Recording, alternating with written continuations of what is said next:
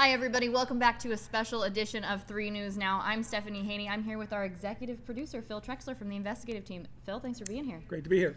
Today is Friday, October 8th, so on this special edition of 3 News Now, we are talking about a case that's been going on for decades and decades, and Phil has been following it for a very long time. We'll get to exactly why that is in just a moment. But Phil, what case are we talking about today? We're talking about the March 13th, 1992 execution-style murder of mentor, businessman, executive engineer Raymond Timbrook. Raymond Timbrook, execution style. So what do we know about the way that he was found almost 30 years ago now? Yeah. Ray Timbrook was an engineer with CT Consultants, a prominent developer engineering firm in northeast of Ohio. Their footprint is throughout our area. He was a recently divorced father of 2 teenage boys, and he was found shot to death inside of his car in a development that he was working on as part of a CT consultant job. I can only imagine that must have been absolutely traumatizing for that family. Do we know who found him? Yeah, it was a passersby. There was a few times that people drove by and they saw a man slumped over his steering wheel. Some thought he was sleeping, some thought he might have been drunk. Police were called, and this is in Kirtland Hills, Ohio, which, as we know, is a sleepy little suburb in Lake County. And the initial officer responded, thought it was a suicide for some reason. There was no gun left behind, but soon as they examined the body and they discovered there were 2 bullet wounds to his head. There was no gun left behind. Back in 1992, DNA was not at the forefront that it is now. Right. So basically what they had was an executive, mild-mannered, kind of a nerdy guy found shot to death twice in the head in a remote area. Wow. And the engine was still running, and they even had a burn mark on his leg from the car heater. Wow. I mean, it was just sitting there so long. So it was a very unique situation that police found themselves with. Definitely tough to make a case that it was a taking of your own life situation when there's 2 bullet wounds found. Yeah, and I think that gives you a hint as to the experience of the police department that's there in Kirtland Hills. I mean, murders just don't happen in Kirtland Hills. You know, they're dealing with mailbox vandalism and papering their houses or something like that. It's just murders just don't happen there. Well, on the one hand, I guess you probably like to have your police not having that much experience in the murders, but in a case like this where people are trying to get this case solved, we're almost 30 years out, you definitely want answers. Has anyone ever been charged for this murder? Yeah, there have been barely even any suspects in this case. What they initially thought was the original theory was that this was a love triangle. And it was very unusual. At the funeral, a woman stood up and basically introduced herself to the family and said, "Hi, I'm Ray's fiance." Wow. And it shocked everyone. No one knew that Ray was engaged. This woman then later on at the funeral took a letter and put it in the casket. The family was just offended by her at all. The son tried to bring her back to the after funeral dinner, and she was asked to leave. So, and then the police went to talk to her because obviously they're curious about what she may have known. I mean, obviously she's close to Ray Timbrook, but instead of talking to the police, she talked to a lawyer, and as you as a lawyer know, you would advise your client not to cooperate. Don't say anything. And that's what she did. So, of course, that raised even more suspicions. Is a woman who's in love with Ray is not talking, so what does she know? And that's kind of been the way it's sat for 30 years. What does this woman know, and why won't she speak? That is very unusual about the funeral situation for the family to first learn about this. Now, tell me about the separation from the wife. Has there been any conversation about the ex-wife, the former wife? Right. Obviously, in a case of a homicide, they always look at the wife. Whoever you're close to is going to be the first suspect they look at. She was, eliminated. There's, she cooperated fully. She talked.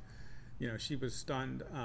I met with her son, who was 18 at the time, and he recalls the night that she came up to wake him, and she was full of tears and explaining, "Your dad was killed tonight." So she was eliminated. And again, they were working with this theory of a love triangle because Ray's fiance was supposedly involved with another CT consultant engineer. So that's the love triangle that they've been examining. And they really pushed that hard. The police at the time did some very unusual, innovative police work. It involved even exhuming the body of Timbrook about a month or two after the funeral in order to retrieve the letter Wow. that the fiance had dropped in there. But also, too, it was interesting, back in the day, they on the tombstone, they put a tackle box because Ray was known for being a lover of fishing. And so he put the tackle box on the top of the tombstone with the hopes that his fiance would come to the grave. They put a tape recorder inside the tackle box. Mm-hmm. So the theory was she's going to come to the grave and she's going to say, "Woe is me, I blah, blah, blah, blah, blah." And just spontaneously confess. That's how desperate they were. Well. And that never happened. Mm-hmm. So they even tried to use a decoy to meet her in a bar and try to, a man who would try to get her to fall in love with him. And then, I mean, they went to extremes. Wow. Yeah. They went to really extremes to get this woman to talk, and she's never broke. Really going in on the fiance. Yeah. At least at that time, right? Yes. Unfortunately, just at that time. Okay. What was his relationship like with the two sons? He had two sons, right, at the time of his death? Right, two sons, Scott and Brian, and by all accounts, it was a loving, perfect father relationship. Took him, went to all the Little League games, Pee Wee football, fishing all the time. And in fact, the day after he was killed, he was supposed to have the weekend with the boys, and that never happened. And that's one of the things you'll see tonight at 11 in our story. We interviewed Raymond Timbrook, the son. And what struck me was, here's a guy who is now 48 years old, and he's so emotional. Like the first questions we had from him, he was breaking down crying. The hit still grips that guy and the entire family. They think that police have moved on, they've forgotten about it. There's some discussions that perhaps this was not a love triangle, but more business related, that Ray Timbrook came upon some sort of corruption or some kind of misdeeds that he was ready to talk about, and other people were not in favor of him talking about. So, and that's why the way the circumstance of the killing certainly meets the profile of a paid hit. And I know that a lot of folks in law enforcement believe that that's what we're dealing with. And there's some discussion that there are some other people in government who are not in favor of this case ever being solved. They just want to brush it aside and move along. Okay, so there's... That's what's difficult for the family to accept. I see. So some conversation that there may be not just necessarily one person, but maybe multiple people involved in this death almost 30 years later. Yes. Wow. It's a very unique case. And, I was a cub reporter back in the day at the News Herald in 1992, and it was one of the first cases I ever covered.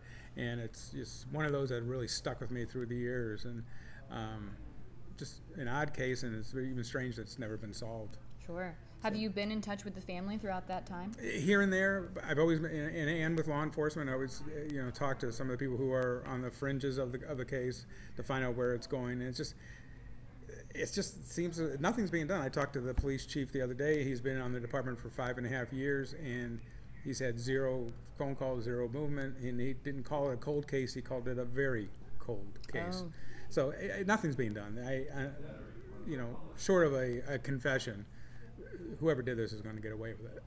How old was Ray? Do we know at the 44. time of his death? He was 44 years old. Yep. Okay, so with his sons now approaching very close to the age that he was at the time of his death, I'm sure this is very pressing for him. Is it the sons that are the driving force on keeping this conversation They're going? the only ones. We in the media and the sons are the only ones. You don't hear anything from law enforcement. I don't even know if there's any reward anymore. There was initially, but there's been no discussion of a reward. No pleas for information. It has seemingly just vanished in terms of any activity from law enforcement, despite the fact that back in the day, the police chief, the prosecutor promised those boys, we will solve this case, that kind of thing. Right. They made promises, we'll never forget, we'll do this, and it's just a promise that was never kept. To 2 boys, 18 and 16, when they lost their father, very quickly approaching the age that it was when he passed away. Yeah. What about the ex-wife? Is she in the picture in terms of keeping this going? Yeah, she has passed since then. She died recently. But Ray has a sister and a brother-in-law who are still, they're at a loss. What can they do? They can't go out and force someone to talk about what they know.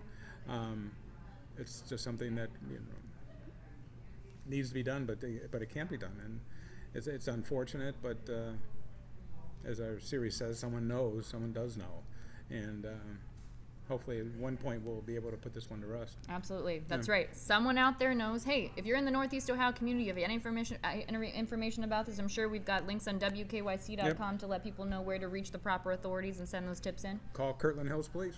Okay, Yeah. and we will see this story. If you want to see the people involved, get those visuals, see the family, all of those actors, hear those conversations that Phil's done such a great job doing that reporting and getting that out there, you can find that. Where's that airing tonight, Phil? At 11 o'clock on What's Next. Okay, so that's also, by the way, if you don't have access to traditional TV, you can stream that inside the WKYC app for free. It's a great download. I recommend it. Phil, thank you very much. You bet. Thanks. Thank you all for being here for 3 News Now on this special edition on Friday, October 8th. Programming note for you, I will be out next week. Kiera Cotton will be filling in, so she'll have everything you need to know for 3 News Now for the next week, and I will see you the following week. Back here soon.